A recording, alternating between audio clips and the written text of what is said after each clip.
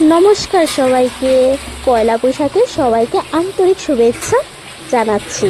সবার ঘরে তো আজকে পয়লা বৈশাখের নানান ধরনের খাওয়া, নানান ধরনের রান্না হচ্ছে। তো আমাদের ঘরে আজকে দুপুরবেলা অমন কিছু করা হয়নি। তো রাত্রিবেলা মা আজকে পয়লা বৈশাখের দিন ফ্রাইড রাইস, তারপর পনিরের তরকারি আর ডিম তরকারি করছে। তো মা এখানে ডিম আলুগুলো সব ধুয়ে দিল, আর ডিমটা সিদ্ধ হয়ে গেছে। এখানে ফ্রাইড রাইসের জন্য ভাজা করছে গাজর, পরাসবিন, আর সব কিছু রেডি করা হচ্ছে এখানে। তো আমি এসে এখানে চুপি চুপি কয়েকটা ভিডিও বানিয়ে নিলাম। তো এখানে যা যা জিনিস আছে এগুলো সব রেডি করছে।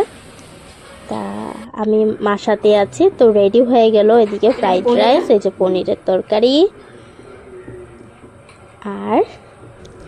আর এদিকে ডিমের তরকারিটা এখনও রেডি হয়নি। তো ফ্রাইড রাইসটা রেডি হয়ে গেছে, পনিরের তরকারিটা রেডি হয়ে গেছে, এখনও ডিমের তরকারিটা বাকি। তো এখন ডিমের তরকারিটা মা তৈরি করছে।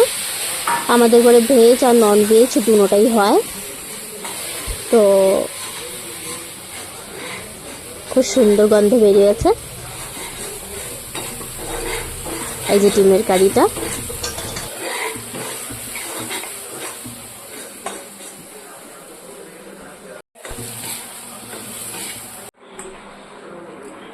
লোকটার কথা কোনো কিছু করলে মানুষের যা দেরি হয়ে গেছে যখন কোজা দিয়ে একদম লোকটার কথা পেয়ে বরবাদ হয়ে গেল।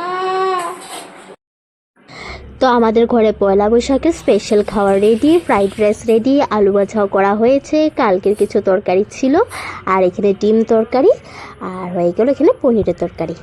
সব রেডি স্পেশাল পয়লা বৈশাখ। তো সবার ঘরে কি কি রান্না হয়েছে? আমাদের ঘরে তো এগুলো হয়ে গেছে রান্না, ফ্রাইড রাইস, পনির, আলু ভাজা, পনিরের তরকারি, ডিমের তরকারি। তো এখানে শেষ করলাম। Tata, bye bye. শুভ পয়লা বৈশাখ সবাইকে। ভালো থেকো, সুস্থ থেকো সবাই। আর এখন আমাদের খাওয়া হয়ে যাচ্ছে। হরে কৃষ্ণ, রাধে রাধে।